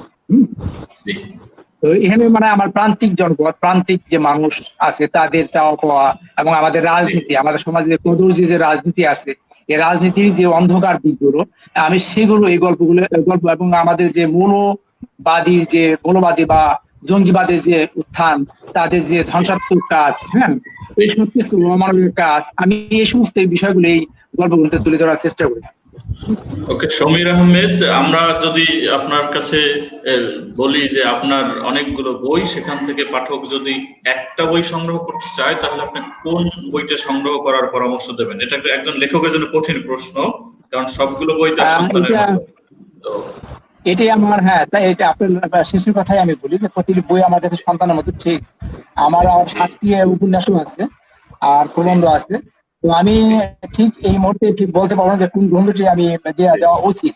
হ্যাঁ, তো আমি যেটুকু বলতে চাই যে আমার গল্প গ্রন্থ যেগুলা আছে, আমার শেষের যে লোকাল ভাষায় গল্প লিখেছি, এগুলি মানে একটু অন্যরকম আর কি, একটু মানে এখানে আমি কিছু কেমন কাজ করতে চেয়েছি। আমার মনে হয় যদি আমার গল্প সম্পর্কে একটু অন্যরকম ধারণা করতে চায়, তাহলে এখান থেকে তারা কিছু পেতে পারে। ওকে, ঠিক আছে সবুর, মানে সমীর আহমেদ স্যার, আপনি থাকেন আমাদের সাথে। আমরা একটু চলে যাব কথা সাহিত্যিক মহি মোহাম্মদ স্যারের কাছে। তিনি কথা সাহিত্যিক হিসাবে আমরা তাকে জানি, কিন্তু এই কথা সাহিত্যিক মহি মোহাম্মদের কাছ থেকে আমরা কি কোনো একটা কবিতা বা ছড়া শুনতে পারি? এরকম কোনো সুযোগ আছে? আমার সামনে দেখলাম বন্দি শিবির আছে, বন্দি শিবির থেকে আমি একটা কবিতা শোনাতে পারি। হ্যাঁ, বন্দি শিবির আপনার লেখা বই? না না, বন্দি শিবির শামসুর রহমান। আমরা আপনার কোন একটা বই থেকে আপনার লেখা কোনো কবিতা কি সুযোগ আছে? আমার লেখার কবিতা তো, আমি তো গীতি কবিতা লিখি আসলে। হ্যাঁ, গীতি কবিতা এই মুহূর্তে। ওকে, ঠিক আছে, আপনি বন্ধু শিবির থেকে যদি শোনাতে চান তাহলে আপনি যে কোনো আপনার থেকে একটা শোনান, আপনার বর্ণ লেখকের। ওকে, বন্ধু শিবির থেকে আমরা শুনি। আমি শামসুর রহমানের এই বিখ্যাত কবিতা তোমাকে পাওয়ার জন্য হে স্বাধীনতা, এটাই মানে কবিতা পড়ার জন্য। এটা শুধু আমার ওকে, আমরা কবিতা শুনি। জি জি জি। তোমাকে পাওয়ার জন্য হে স্বাধীনতা, তোমাকে পাওয়ার জন্য আর কতবার ভাসতে হবে রক্ত গঙ্গায়, আর কতবার দেখতে হবে খান্ডব দাহন। তুমি আসবে বলে হে স্বাধীনতা, সকিনা বিবির কপাল ভাঙলো, স্মৃতির সিঁদুর মুছে গেল হরিদাসীর। তুমি আসবে বলে হে স্বাধীনতা, শহরের বুকে জলপাই রঙের ট্যাঙ্ক এলো দানবের মতো চিৎকার করতে করতে। তুমি আসবে বলে হে স্বাধীনতা, ছাত্রাবাস বস্তি উজাড় হলো, রিকুয়েললেস রাইফেল আর মেশিন গান খই ফুটালো যত্রতত্র। তুমি আসবে বলে ছাই হলো গ্রামের পর গ্রাম। তুমি আসবে বলে বিধ্বস্ত পাড়ায় প্রভুর বাস্তু ভিটার ভগ্ন স্তূপে দাঁড়িয়ে একটানা আর্তনাদ করলো একটা কুকুর। তুমি আসবে বলে হে স্বাধীনতা, অবুঝ শিশু হামাগুড়ি দিল পিতামাতার লাশের উপর। তোমাকে পাওয়ার জন্য হে স্বাধীনতা, তোমাকে পাওয়ার জন্য আর কতবার ভাসতে হবে রক্ত গঙ্গায়, আর কতবার দেখতে হবে খান্ডব দাহন। স্বাধীনতা, তোমার জন্য এক থুরথুরে বুড়ো উদাস দাওয়ায় বসে আছেন, তার চোখের নিচে অপরাহ্নের দুর্বল আলোর ঝিলিক, বাতাসে নড়ছে চুল। স্বাধীনতা, তোমার জন্যে মোল্লা বাড়ির এক বিধবা দাঁড়িয়ে আছে নরবরে খুঁটি ধরে দগ্ধ ঘরে। স্বাধীনতা, তোমার জন্য হাড্ডিসার এক অনাথ কিশোরী শূন্য থালা হাতে বসে আছে পথের ধারে। তোমার জন্যে সগির আলী, শাহবাজপুরের সেই জোয়ান কৃষক, কেষ্টদাস, জেলেপাড়ার সবচেয়ে সাহসী লোকটা, মতলব মিয়া মেঘনা নদীর দক্ষ মাঝি, গাজী গাজী বলে যে নৌকা চালায় উদ্দাম ঝরে, রুস্তুম শেখ ঢাকার রিক্সাওয়ালা, যার ফুসফুস এখন পোকার দখলে আর রাইফেল কাঁধে, বনে জঙ্গলে ঘুরে বেড়ানো সেই তেজি তরুণ, যার পদভারে একটি নতুন পৃথিবীর জন্ম হতে চলেছে। সবাই অধীর প্রতীক্ষা করে আছে তোমার জন্য হে স্বাধীনতা। পৃথিবীর এক প্রান্ত থেকে অন্য প্রান্তে জ্বলন্ত ঘোষণার ধ্বনি প্রতিধ্বনি তুলে নতুন নিশান উড়িয়ে দামামা বাজিয়ে দিক বিদিক এই বাংলায় তোমাকে আসতেই হবে হে স্বাধীনতা। চমৎকার। আমরা মহি মোহাম্মদের আরেকটি পরিচয় পেলাম আবৃত্তিকার হিসেবে। আমরা মহি মোহাম্মদ যে কবিতা আমাদের শুনালেন সেই কবিতার সৌন্দর্য সম্পর্কে আমরা জানি। আমরা সাকেব সবুর স্যারের কাছ থেকে শুনতে চাচ্ছি যে মহি মোহাম্মদের আবৃত্তি সম্পর্কে, কত চমৎকার আবৃত্তি তিনি করলেন, তার আবৃত্তি সম্পর্কে শুনি। আমি আগেই বললাম, আমি আমাকে শুনতে চাওয়ার আগে আমি বললাম যে মহি মোহাম্মদের আরেকটি পরিচয় আমরা পেলাম, আবৃত্তি শিল্পী। চমৎকার আবৃত্তি করেন, এদেরকে বাচিক শিল্পী বলে আর কি। চমৎকার বাচিক শিল্পী একদম। ধন্যবাদ। চমৎকার আবৃত্তি করছেন। এই মহি মোহাম্মদের আবৃত্তি সম্পর্কে সমীর আহমেদ স্যার, আপনার কি মূল্যায়ন? তিনি যে চমৎকার আবৃত্তি করলেন বা সেটা সম্পর্কে আপনার মূল্যায়ন? তার আবৃত্তি সম্পর্কে কবিতা তো অবশ্যই ভালো লাগে, আবৃত্তি আমার বড় করে ভালো লাগে। তো মহি মোহাম্মদের যে এই গুণ আছে এটা আমি কখনো জানতাম না। সে গল্প লিখতে পারেন, তিনি গল্প লিখতে পারেন, উপন্যাস লিখতে পারেন, কিন্তু এই এত সুন্দর আবৃত্তি করেন। আমার মনে হয় তার যে ক্লাসের ছাত্রছাত্রী যারা আছে তারা খুব মুগ্ধ হয়ে তার আবৃত্তি শুনে।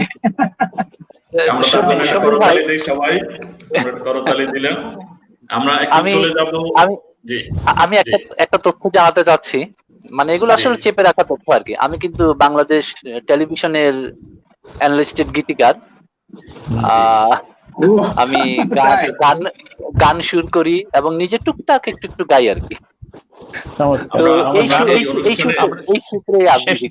আমরা শেষের দিকে একটা গানও শুনতে চাই তার কাছে। এই অনুষ্ঠানে আমি সে কথাই বলতে চেয়েছিলাম স্যার, এই অনুষ্ঠানে আমরা শেষের দিকে একটা গান শুনতে চাচ্ছি যদি সবাই অনুমতি দেয়। যেহেতু সবুর খান স্যার বলছেন অতএব গান শোনাটা পাস হলো, আমরা শেষের দিকে শুনবো।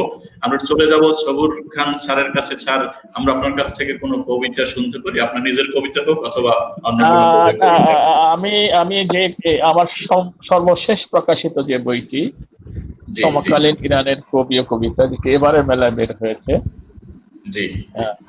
এটি এখানে 50 জন কবির 50টা কবিতা এবং তার অনুবাদ আছে। সর্বশেষ কবিতা যেটি জি এই শতকের, এটা নারী জি কবি, সর্বশেষ কবিতা তার।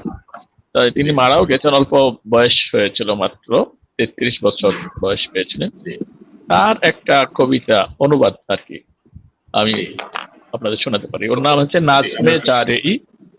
নাজমে জারেই 1992 খ্রিস্টাব্দের 20 ডিসেম্বর জন্মগ্রহণ করেন আর জি মারা যান জি 2005-এর 22 সেপ্টেম্বর। জি একেবারেই 21 শতকের কবি, শূন্যের দশকের কবি। তার একটা কবিতার অনুবাদ এবং এই গ্রন্থের শেষ কবিতা এটি। কবিতার নাম ফার্সিতে হচ্ছে শাবি হেমান, বাংলায় হচ্ছে আমার মতন। জি আমি তো মহির মতো আবৃত্তি করতে পারি না, এটা মহির আগে হলে ভালো হতো। জি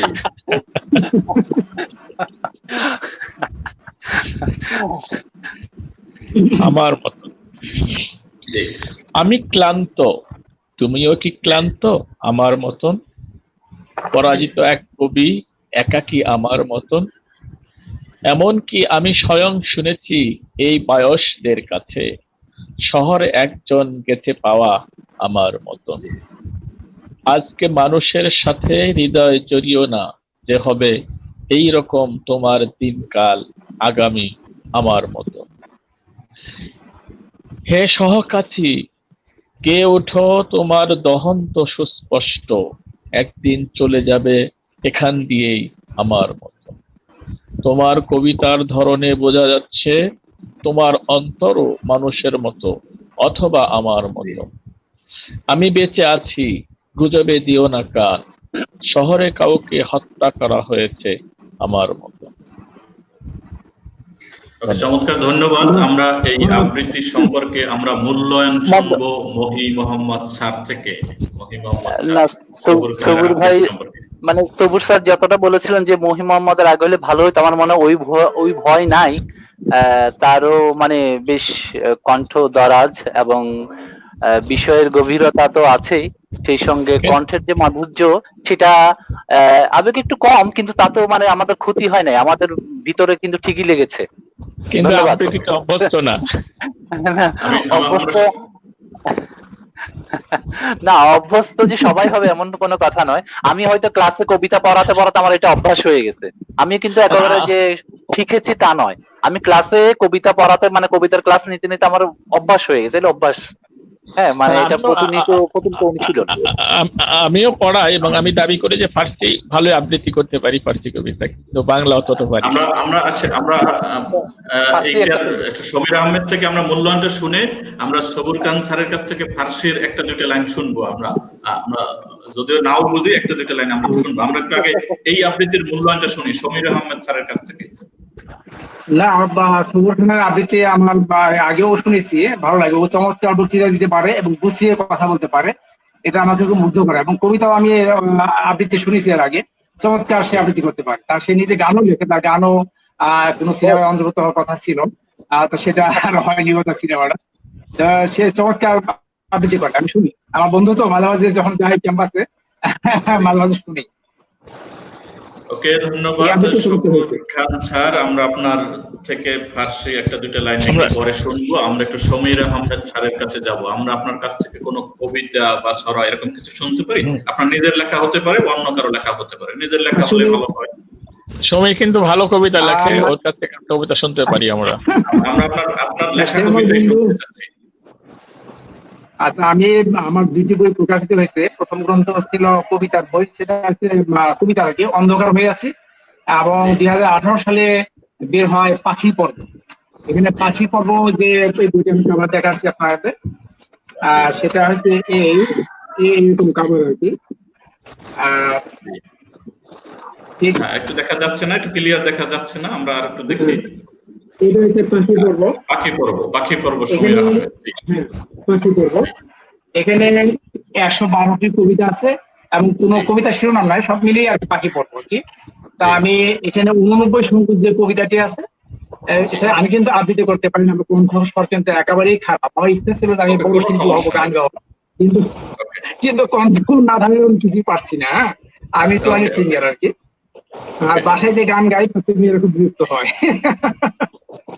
তো আমার 89 সংখ্যক কবিতা সেখানে কালার যেন অদৃশ্য ইঁদুর পোষেন পৃথিবীতে, আমাদের গোলায় ভরে বেশি দিন রাখা যায় না সুখ, ধারালো চিকন দাঁতি কেটে কেটে শেষ করে ফেলে, আমাদের বিড়ালগুলো ভাজা মাছ দুধ ভাত দিয়ে 4 পায়ের নখগুলো গুটিয়ে নিঃশব্দে ঘুমায়, ইঁদুর মারার ফলে এখন একটি ইঁদুরও আর ধরা পড়ে না, কোনো বিষও মরে না ইঁদুর, বিড়ালগুলো মাঝে মাঝে ফাঁদে আটকা পড়ে করুণ সুরে মেয়মাং করে, আমাদের ঘুম আসে না, আকাশে ঝাঁকে ঝাঁকে ইঁদুর উড়ে শকুন উড়ে, ইঁদুরেরা ঢোকে আমাদের শয়ন কক্ষে রান্নাঘরে আরো সব গোপন জায়গা, মনের মধ্যে হতাশার জাল বনে এক দুঃখের মাকড়সা।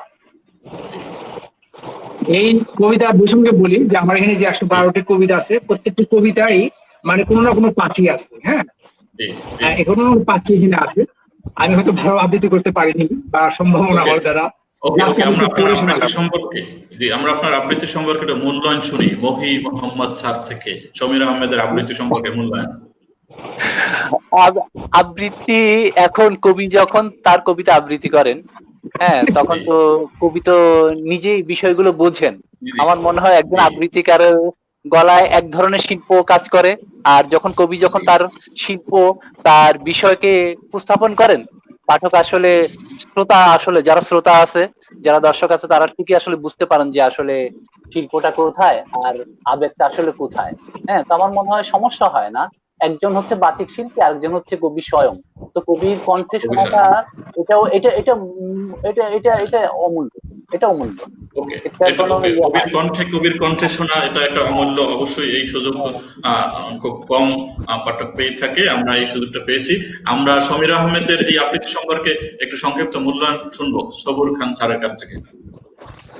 আমি মহিমা আমাদের সাথে যুক্ত করতে চাই যে আসলে কবি যদি তার কবিতা আবৃত্তি করে সেটি আলাদা একটা রূপ পায়, অর্থাৎ কোথায় কতটুকু আবেগ সেটি কবি ভালো বুঝতে পারে, যদিও সে বাচিক শিল্পী নাও হতে পারে, বাচিক হতেও পারে, তার কবিতার আলাদা একটা ইয়া থাকে, আবেদন থাকে, সেদিক থেকে কবিতা অমূল্য আমরা শুনলাম। আমরা একটু সবুর খান স্যারের কাছ থেকে ফার্সি সাহিত্যের একটা দুটো লাইন কি আমাদের শোনার সুযোগ হবে, যদি আপনি শোনান। আমি ওই আমাদের কাছে ধর্মীয় নেতা হিসেবেই পরিচিত ইমাম খমিনির একটা কবিতাও আমার এই বইয়ে ঠাঁই পেয়েছে, তার কবিতার প্রথম দুটি লাইন শোনাতে পারি। ওকে, আমরা শুনি।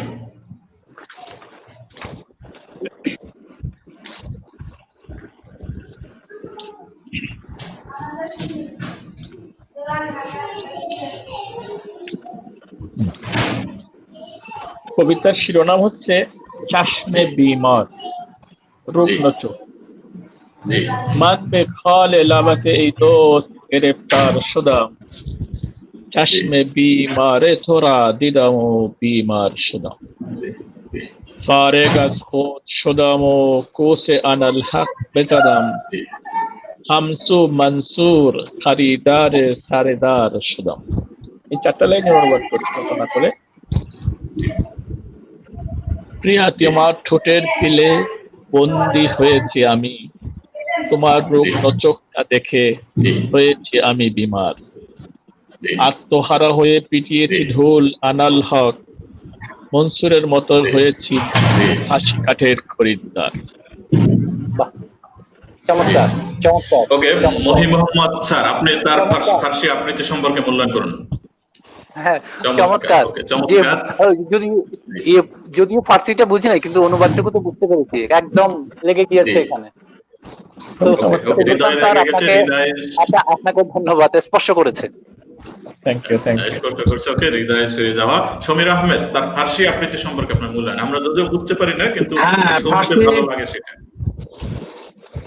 তার উচ্চারণ এবং যে আবেগ আছে, তাই এটা দুটোই খুব মুগ্ধকর এবং অনুভূতিময়, ভালো লেগেছে। ওকে, ধন্যবাদ সমীর আহমেদ, ধন্যবাদ সবুর খান স্যার। আমরা মহি মোহাম্মদ স্যারের কাছ থেকে কি এই মুহূর্তে গান শুনতে পারি? যদি একটা গান শোনা যায়। হ্যাঁ, শোনাবো কয়েক লাইন। আমারই লেখা, আমারই সুর করা। এটা ভালো দিন। এটা লিখেছিলাম বেশ কয়েক বছর আগে, কিন্তু গানের কথা হারিয়ে গিয়েছিল। তো এটা লকডাউনের মধ্যে প্রথম দিকে আমার এক ছাত্র গিয়েছিল, যিশু কুমার নাথ। তো আবার আমাকে বললো যে স্যার কথাগুলো তো হারিয়ে গেছে, এটা কি উদ্ধার করা যায়? তো আমি আমার গানের খাতা উল্টে পাল্টা দেখলাম যে কোথাও নাই। তো আবার এটাকে আবার নতুন করে লিখতে হলো গানটা, আবার ওকে দিলাম, ও আমার সুরে গাইলো। আমি এখন একটু চেষ্টা করি, দেখি আমার নিজের সুরে করা গান আপনাদের ভালো লাগে কিনা, আমি জানি না। জি, আমরা শুনি। হ্যাঁ। যখন বৃষ্টি পড়ে আকাশ কালো করে, তোমায় মনে পড়ে আমার, তোমায় মনে পড়ে। যখন বৃষ্টি পড়ে আকাশ কালো করে, তোমায় মনে পড়ে আমার, তোমায় মনে পড়ে। যখন বৃষ্টি পড়ে তুমি ছিলে আমার মনে, বৃষ্টি মুখর রাতে ঘুম হতো না তোমায় ভেবে, দুটি আঁখি পাততে। তুমি ছিলে আমার মনে, বৃষ্টি মুখর রাতে ঘুম হতো না তোমায় ভেবে, দুটি আঁখি পাতে। অশ্রু এখন বাদ মানে না, শুধুই কেঁদে মরে। যখন বৃষ্টি পড়ে আকাশ কালো করে, তোমায় মনে পড়ে আমার, তোমায় মনে পড়ে। যখন বৃষ্টি পড়ে মেঘের মেয়ে যায় উড়ে যায় দূরে পাহাড় পুরে, অতীন দেশে তোমার নূপুর বাজে কি আর সুরে। মেঘের মেয়ে যায় উড়ে যায় দূরে পাহাড় পুরে, অতীন দেশে তোমার নূপুর বাজে কি আর সুরে। আমার কথা হয় কি মনে শূন্য হৃদয় ভরে, যখন বৃষ্টি পড়ে আকাশ কালো করে, তোমায় মনে পড়ে আমার, তোমায় মনে পড়ে। যখন বৃষ্টি পড়ে, যখন বৃষ্টি পড়ে, যখন বৃষ্টি পড়ে।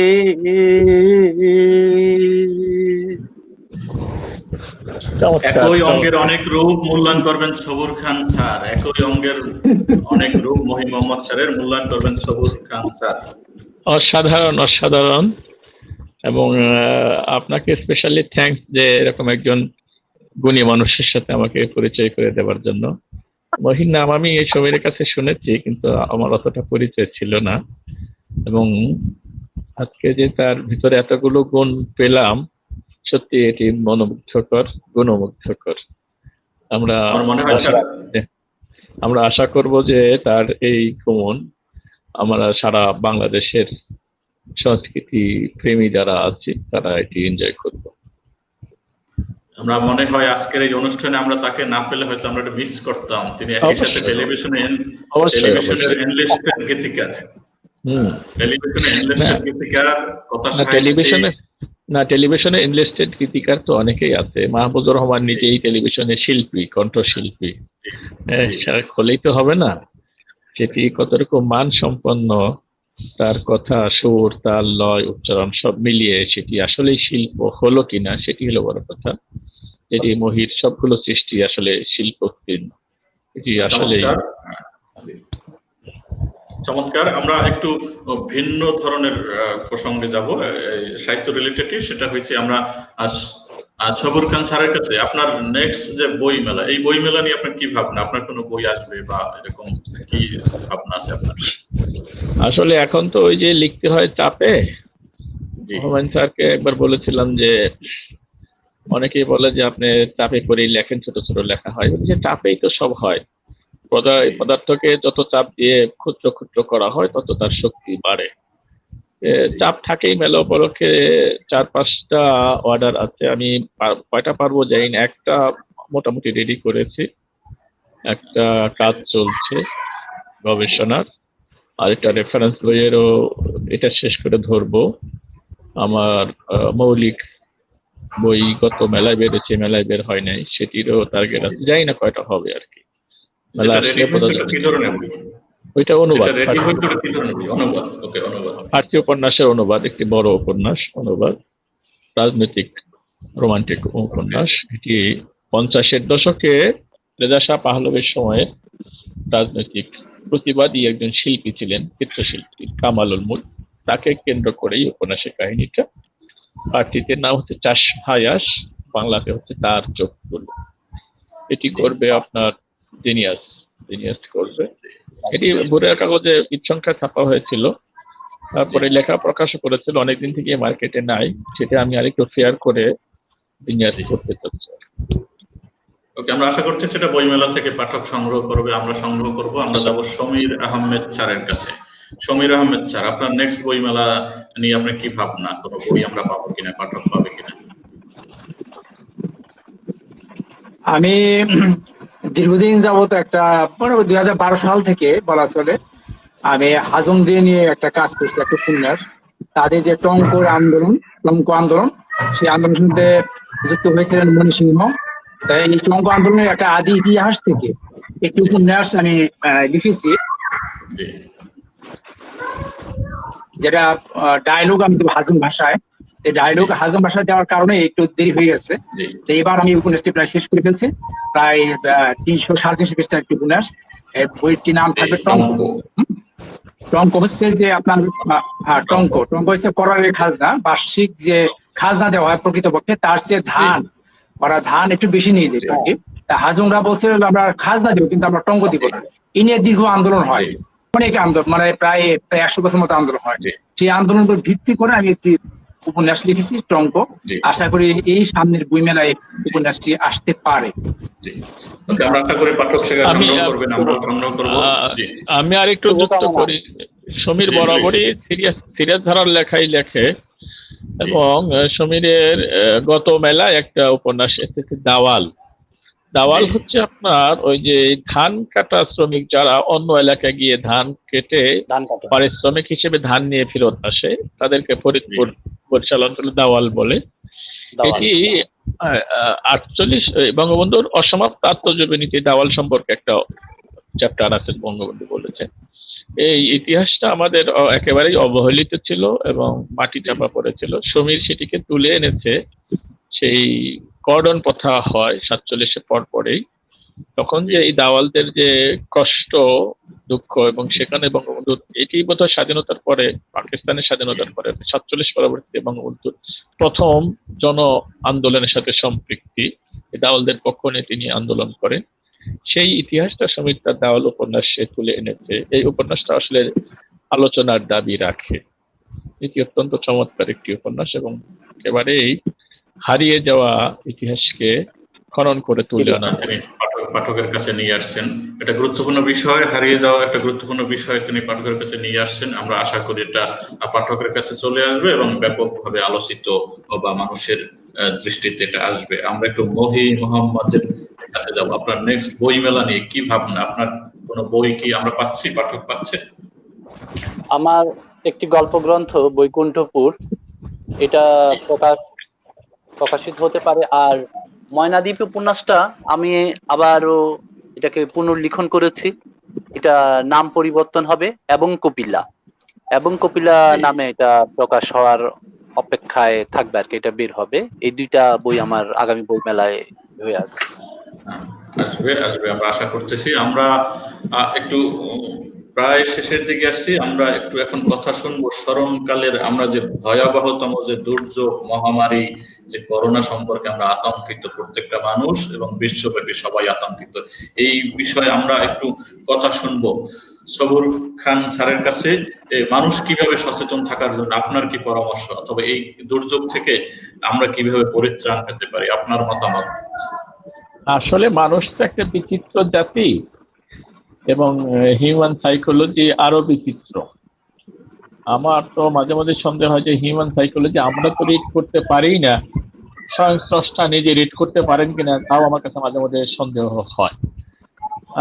কেন বলছি যে সাম্প্রতিককালের আমাদের বাংলাদেশের শুধু নয়, এবারে যে আমরা তাদেরকে বলি যে প্রযুক্তিতে, শিক্ষায়, সভ্যতায়, শক্তিতে একেবারে ঊর্ধ্বে আমেরিকা, সেখানকার মানুষের যে আচরণগুলো আমরা দেখি, এগুলো আসলে খুবই ইরেশনাল আচরণ মনে হয়, এবং যার ফলে কিন্তু এই সংক্রমণটা রোধ করা যাচ্ছে না।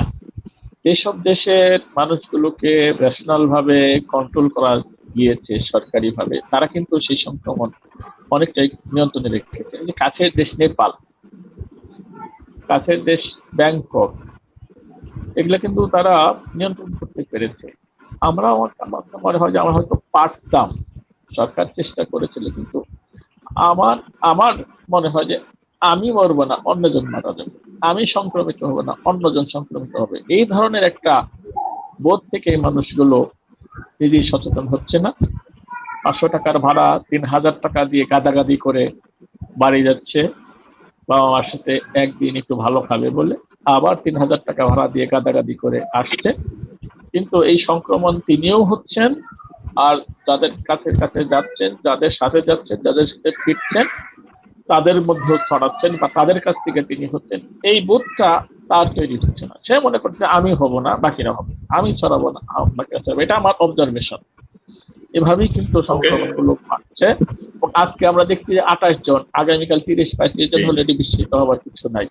এটি আমাদের কারণে হচ্ছে। এখনো আমাদের সচেতন হওয়া উচিত।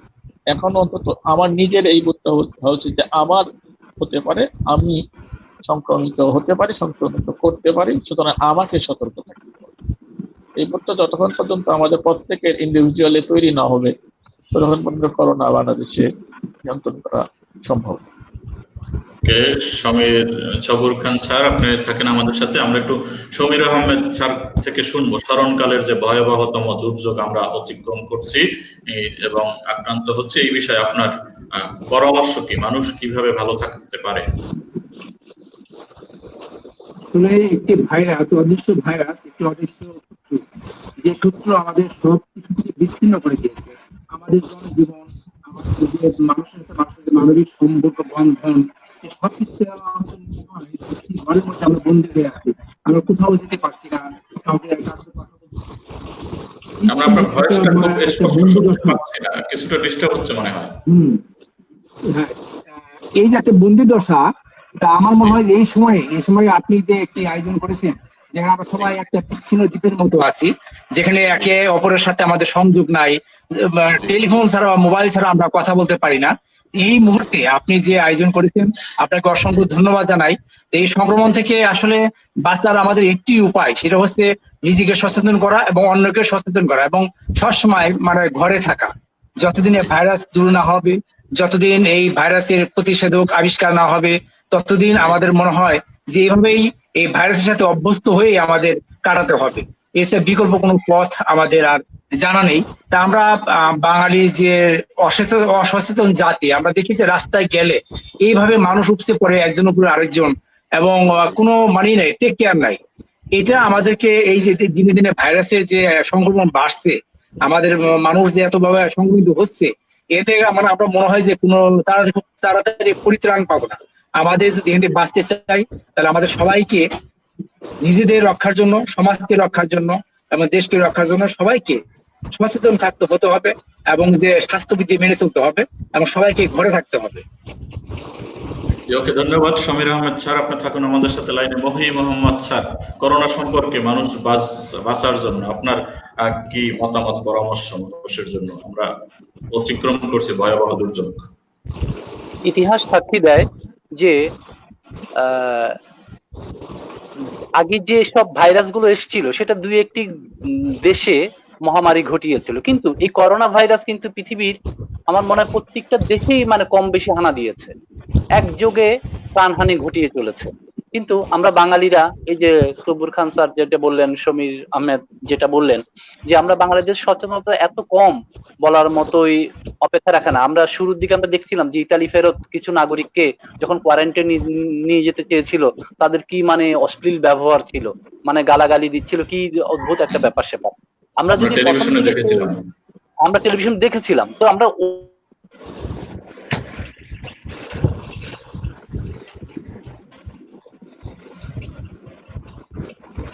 আমরা বোধহয় শুনতে পাচ্ছি না মহি মোহাম্মদ স্যারকে।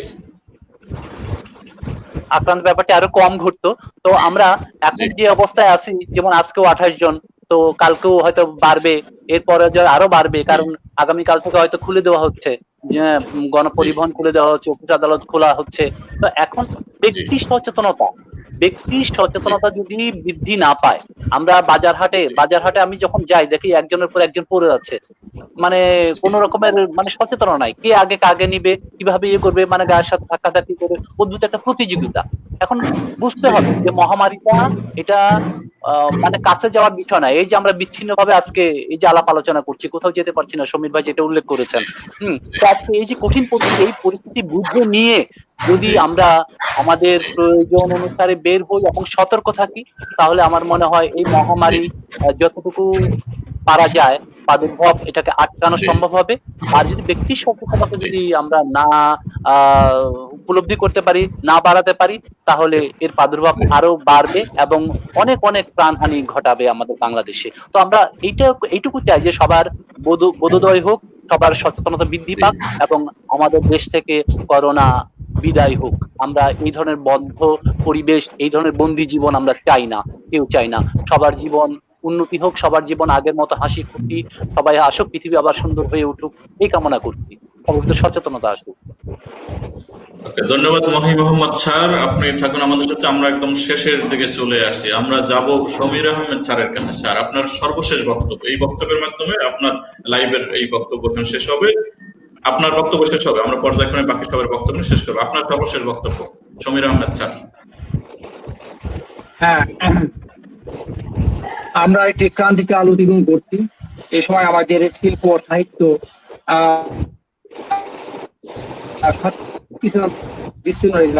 আমরা ঘরের মধ্যে অবসর সময় কাটাই। হ্যাঁ, হ্যালো, হ্যাঁ, আমরা যে এত অলস সময় কাটাই, তারপর আমরা কোনো কিছু লিখতে পারছি না, আমরা মনে হয় যে বন্দী হয়ে আছি। এইখান থেকে আমি বিশ্বাস করি শেষ পর্যন্ত মানবতার জয় হবে, মানুষের জয় হবে। মানুষ এই দুর্যোগ সময় থেকে বেরিয়ে আসবে এবং এই ভাইরাসকে ধ্বংস করার যে প্রতিশোধ সেটা তৈরি হবে এবং মানুষ আবার মানুষের কাছে মিশবে, মানুষের সাথে একটা দৃঢ় যে সম্পর্কের বন্ধন সেটা তৈরি হবে এবং আমরা আবার হাসি মুখে বাইরে যেতে পারবো, কথা বলতে পারবো, বন্ধুদের সাথে মিশতে পারবো, আবার ঠিক শিল্প সাহিত্য রচনা করতে পারবো। আমরা যে দুঃসময় পার করছি, এই দুঃসময় একদিন থাকবে না। বাঙালি অনেক বড় বড় যে যুদ্ধ আছে, দুঃসময় সেগুলো পার করেছে, সেই যুদ্ধে তারা বিজয়ী হয়েছে। বাঙালি কখনো পরাজিত হয়নি, আমরা পরাজিত হবো। আজকের বিষয়টি বিশ্বজনীন, এই বিশ্বের মানুষ উদ্বুদ্ধ হবে, একটি নতুন বিশ্ব আমরা এই ভাইরাসের পর পাবো। ভারতীয় হচ্ছে একটা বিশ্ব এবং সেটা একটা নতুন বিশ্ব হবে, মানবিক বিশ্ব হয়ে উঠবে। আমি এটাই চিন্তা করি। ওকে, ধন্যবাদ সমীর আহমেদ স্যার। আশাবাদী বক্তব্য, আমরা আশা করি আমরা অনুপ্রাণিত হব এবং এই বিপদের বিরুদ্ধে আমরা আমাদেরকে সেভ করে থাকতে পারবো। আমরা যাব মহি মোহাম্মদ স্যারের কাছে, আপনার সর্বশেষ বক্তব্য। আমার সর্বশেষ বক্তব্য, যারা আজকে এই অনলাইন সাহিত্য আড্ডা দেখছেন বা দেখলেন বা দেখবেন, আমি তাদেরকে অভিনন্দন জানাই এবং আমি এইটুকু আশাবাদ ব্যক্ত করি যে এই ক্রান্তিকাল আমাদের কেটে যাবে, আমাদের ক্রান্তিকাল কেটে যাবে, আমাদের সুন্দর দিন ফিরে আসবে। আমি স্বপ্ন দেখতে ভালোবাসি, সবাই সুন্দরভাবে একদিন আবার পৃথিবী নতুন ভাবে আমাদের কাছে ধরা দেবে। কিন্তু তার আগ পর্যন্ত আমরা সবাই যেন সচেতন ভাবে এই ক্রান্তিকালটুকু পার করতে পারি, সেই আশাবাদ ব্যক্ত করছি এবং একদিন সুন্দর পৃথিবী আবার আমাদের নতুন রূপে আমাদের কাছে ধরা দেবে, সেই স্বপ্ন দেখার প্রত্যাশায় আমি আমার বক্তব্য ইতি টানছি। ধন্যবাদ সবাই। ধন্যবাদ মহি মোহাম্মদ স্যার, কথা সাহিত্যিক। আমরা চলে যাব সবুর খান স্যারের কাছে। স্যার, আপনার সর্বশেষ বক্তব্য। আমরা স্কুল লাইফে একটা ভাব সম্প্রসারণ পড়েছিলাম যে বিশ্রাম কাজের অঙ্গ।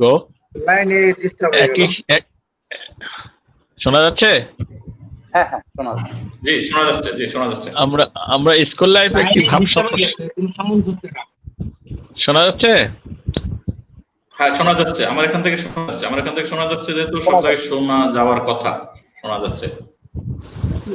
স্কুল লাইফে আমাদের একটা ভাব সম্প্রসারণ ছিল, বিশ্রাম কাজের অঙ্গ, একই সূত্রে গাথা, নয়নের সাথে যেমন নয়নের পাতা। কিন্তু এখন আমাদের বিশ্রামটা এতটাই হয়ে গেছে যে এখন বিশ্রামেও আমরা ক্লান্ত হয়ে গেছি। এর কারণ করোনা। আমরা আশা করি যে খুব দ্রুত করোনা কেটে যাবে, আমরা আবার কাজে বের হব। কারণ কোনো দুর্যোগই তো স্থায়ী হয় না, পৃথিবীর ইতিহাস বলে যে কোনো দুর্যোগই স্থায়ী হয় না। এবং বন্যা যেমন আপনার জন্য সয়লাবের পানি নিয়ে আসে, সবকিছু ভাসিয়ে নিয়ে যায়, রেখে যায় কিন্তু পলি রেখে যায়। করোনাও এরকম আমাদের জন্য যে ব্যক্তিক পারিবারিক বন্ধন যেটি আলগা হয়ে যাচ্ছিল সেইটা মনে করে দিয়ে যাচ্ছে করোনা। আমরা আশা করব যে এই বন্ধনে আমরা নতুন করে আবার জীবন শুরু করব। শিল্প, সাহিত্য, সংস্কৃতি এগুলো তো মানুষের আত্মিক বন্ধনের কথাই বলে, আত্মাকে সচেতন করে তোলে। করোনা একটি ধাক্কা দিয়ে আবার সেই সচেতনতার কথা বলে দিয়ে গেল। আমরা খুব দ্রুতই এই করোনার ক্রান্তিকাল কাটিয়ে উঠে স্বাভাবিক জীবনে ফিরে যাব। করোনা নির্মূল হোক বা নাই হোক, মানুষ অসম্ভব ক্ষমতাধর। করোনাকে সে নিয়ন্ত্রণ করবে, নির্মূল না হলে করোনাকে নিয়ন্ত্রণ করেই মানুষ সামনে এগিয়ে যাবে। আবার জমবে মেলা, পটতলা, হাট খোলা। আবার আমরা বইমেলায় খুব দ্রুতই যুক্ত হব এবং এবারে বইমেলার মতো আগামী বইমেলাও করোনা সংক্রামুক্ত হবে এই আশা আমি করি, বিশ্বাস করি। সবশেষে যারা দেখলেন, দেখছেন, দেখবেন তাদেরকে ধন্যবাদ জানাচ্ছি। এই সময়টা যদি আপনার ভালো কাটে বা এতে দেখে যদি আপনার এই যে বিশ্রামের ক্লান্তি সেটি কিছুটা কাটে, সেটি এই খন্দকার আতিকের প্রয়াস সফল হবে। আমি আতিককে স্পেশালি থ্যাঙ্কস দিচ্ছি যে তিনি একটি সুন্দর আয়োজন করেছেন। আমাদের সময়টা ভালো কাটলো। মনের ভিতরে এই যে করোনার বিশ্রামে ধুলো জমেছিল, এই সংযোগে কিছুটা হলেও ধুলো ঝাড়মুছ হলো। আমরা আশা করি যে এই আড্ডা আমরা ভবিষ্যতেও করোনা থাকলেও দেব, করোনা কেটে গেলেও দেব। ধন্যবাদ সবাই। অনেক অনেক ধন্যবাদ যারা আমাদের সাথে সংযুক্ত ছিলেন, মহি Mohammad sir, Sabur Khan sir, Samir Ahmed sir, তারা সহ, এবং ফেসবুক লাইভে যারা দেখেছেন এবং যারা দেখবেন, যারা এই মুহূর্তে সম্পৃক্ত ছিলেন, সবাইকে ধন্যবাদ জানিয়ে, কৃতজ্ঞতা জানিয়ে আমরা আজকে এখানে শেষ করব। আমাদের যদি কোনো ভুল ত্রুটি থাকে দর্শক আপনারা ক্ষমা সুন্দর দৃষ্টিতে দেখবেন এই আশাবাদ ব্যক্ত করে, মহামারী করোনা থেকে সবাই নিরাপদ থাকবেন এই আশাবাদ ব্যক্ত করে আমরা আজকে আমাদের লাইভ এখানে শেষ করছি। ধন্যবাদ সবাইকে।